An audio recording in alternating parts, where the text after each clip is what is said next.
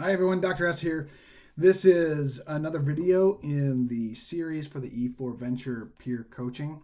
This one's on a one-on-one template that we're wanting you to use for each of your sessions. And so I'm going to explain that in this video.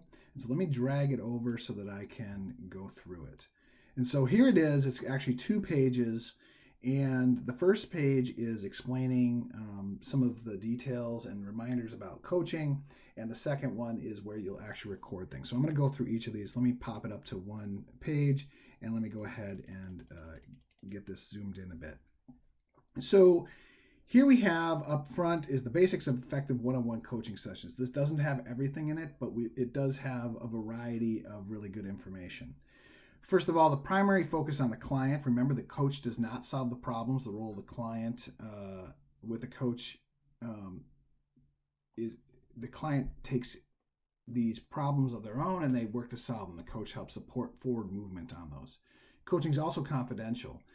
In our case, the only people that should ever hear anything from the coaching session should be the coach, the client, and what makes sense to share with me or with Meg. Their keys are setting up time, sticking to it, using the resources you've learned, taking notes, and following up. Okay, so here we have some basics of when to do these. You can do them once a week. We expect them, of course, to be a coach and a client. So you have these 2 hours a week, one in each role, and then you do that over 4 weeks. And where do you conduct them? I personally conduct most of my coaching sessions on Zoom, and I might also do some of them for folks that I work with in person. I try to do it in a relatively private setting. It's important that nobody can overhear what you're doing so that you can actually have a private conversation. Sometimes it needs to be done in public and you can have a private conversation in public, but it's much easier if you're just somewhere that you can do that without any distractions. Here we have, this actually should be 60 minutes, 10 minutes for the general check-ins, establishing the goals, why the goal is important, and identifying issues to resolve or address. So overall, you'll have an overarching set of goals for the series of calls, plus you'll have a goal for each of the different sessions. And it's important to say, hey, what's your goal for this session?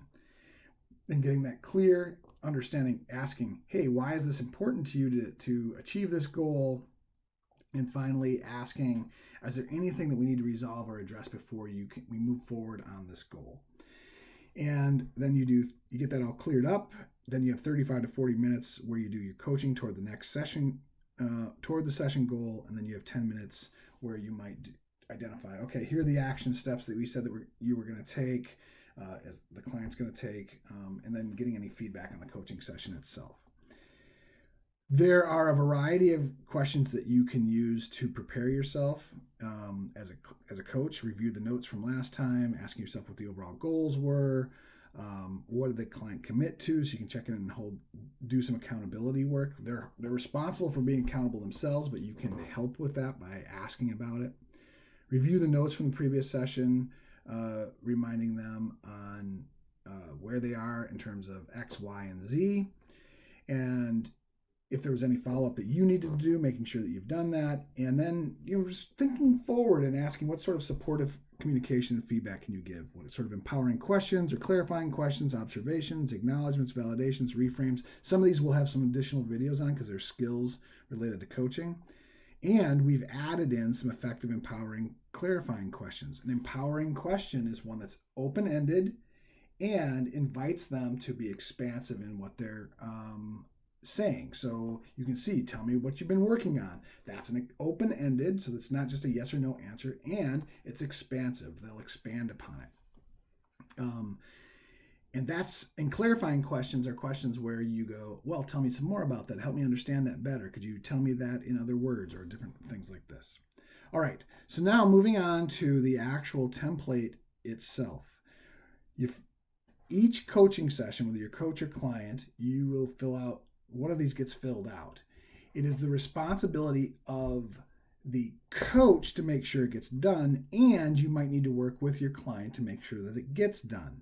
Everyone will turn in 8 of these, 4 when you were coach, 4 when you were client. So you're going to get a copy of both of those. You'll be turning in copies of both of those. So you put in the client update, the session notes, and next steps and areas of accountability that you might have. So relatively self-explanatory. What I would suggest is that you take notes on these separately and then add them in here. It can be either typed, it's a Word document, or it can be handwritten, up to you, and scanned. But that's up to you in terms of how you want to turn this in. And they should be completed between sessions. So you take the notes, and then the coach will fill this out, and then you can get clarity with the client to make sure that it's all set up.